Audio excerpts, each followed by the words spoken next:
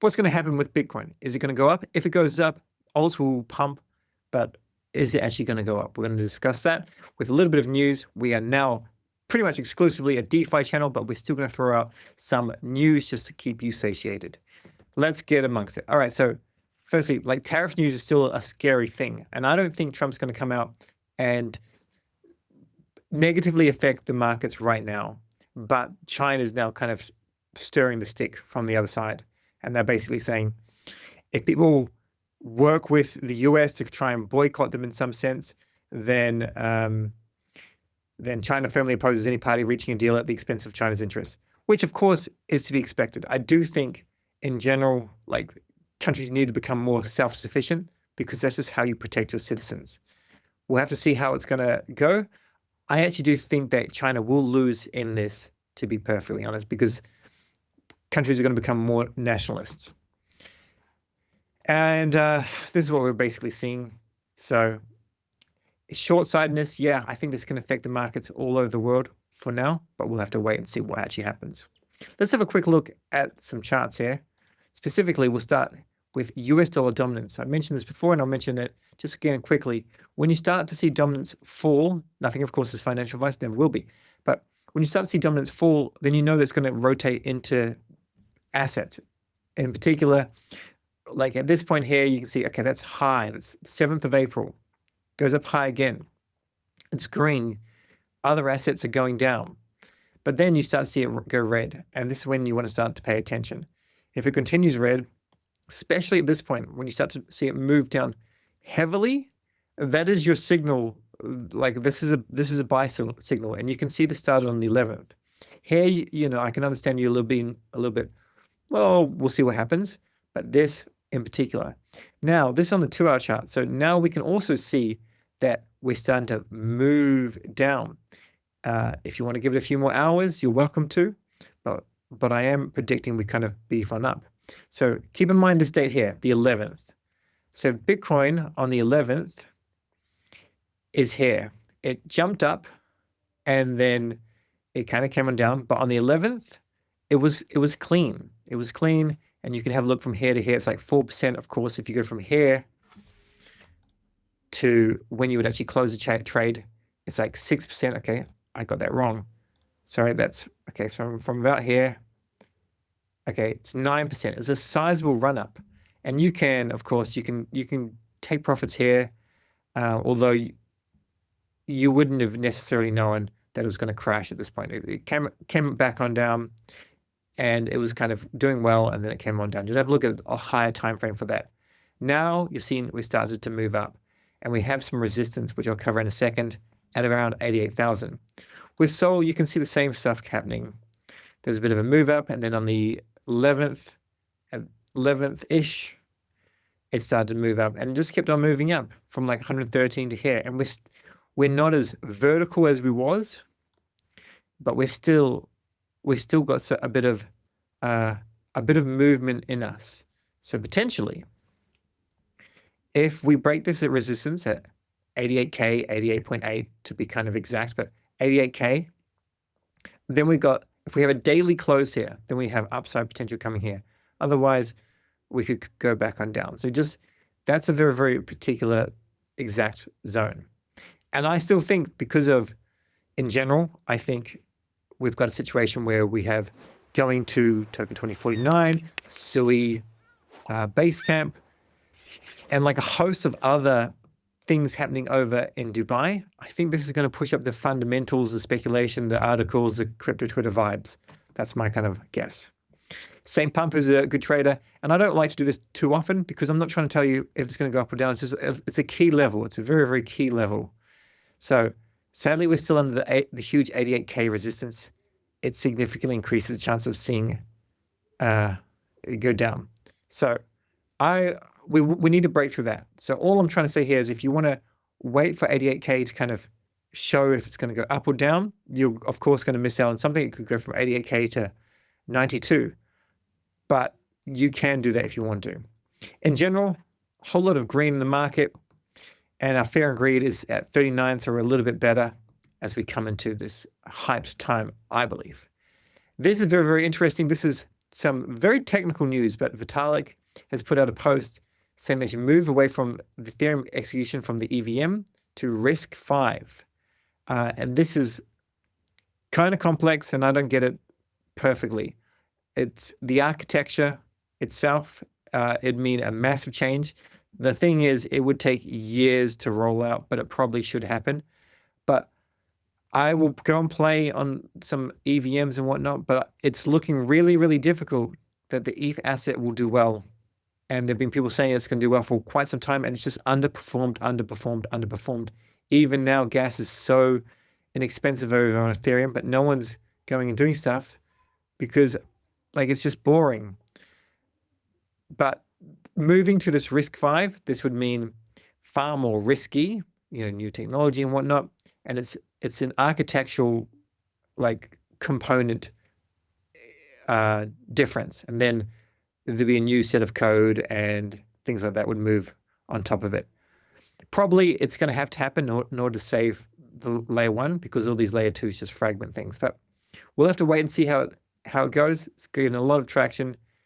Yeah, let's see. Solana has been doing well in terms of the amount of staking that's actually been happening. We did briefly pass the Ethereum staking, but then there's a little bit of a bump in the price of ETH, and we are no longer, we haven't flipped it.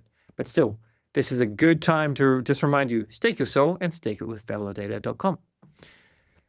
Istanbul for Crossroads. If you're going there, I won't be there because I won't be, but 25th, 26th, there should be some cool stuff. It's not going to be anywhere as big as what's happening in Dubai, but this is one of those conferences. I'm just keeping you in the loop. We've got Solana Economic Zone happening right now in Dubai. Then we've got this. Then we have Token 2049. Then there's like a staking summit or around that. And then there is Sui Basecamp. And there's a host of things that I just think there's going to be fundamentally some pretty good news. And as long as Trump's administration doesn't come out and go ape, we should be fine. Having a look at the calendar, which has got a whole lot of stuff in there, but a couple of things I just want to point out. NFT resizing. I've done a video on this today. So this is when it ends. Please get in there, resize your NFTs. A lot of the people that watch this channel have been around for a while. You probably have 100 NFTs to go and claim back $2 each or something like that. So get amongst it. Token Guy is doing a 1K to a 10K challenge. He's doing this in public. Thus far, he's been doing well. In 30 days or less, he'll be using perps or LP strategies. 9 wins, 2 losses, and 1 break even. A couple of days in, 1,000 to 2,500.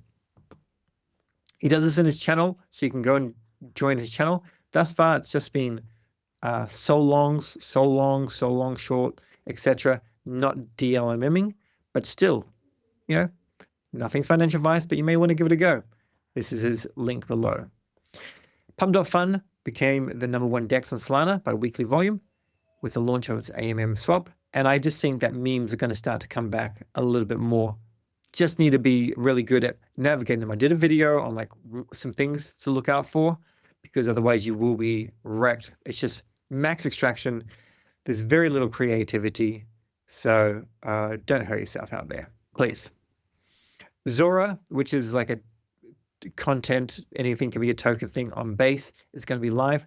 This has the worst token. Did I even cover it? No, I didn't. Let me find it. This has the worst tokenomics, and just everything about it is just really, really nasty.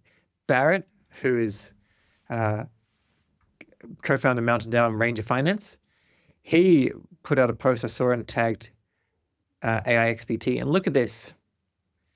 Looking good. Post-trading looks insane. And this is like, you simp, no governance, no utility, nothing.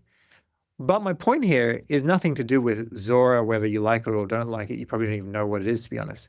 It's just, if Jesse from Base starts to shield a project, probably go and use their project, even if it's on Base, because I don't want to go and accuse them of anything, but immediately after they did a snapshot and then a token generation event, after being bored for months, maybe years.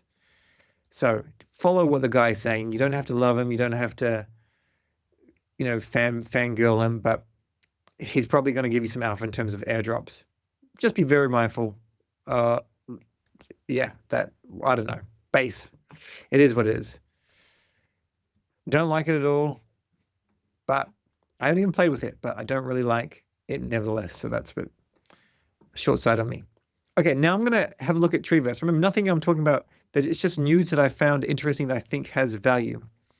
DeFi is my main focus, but sometimes DeFi is just scammy and shammy, and like there's massive APYs, but the token doesn't go up because like the tokenomics are bad.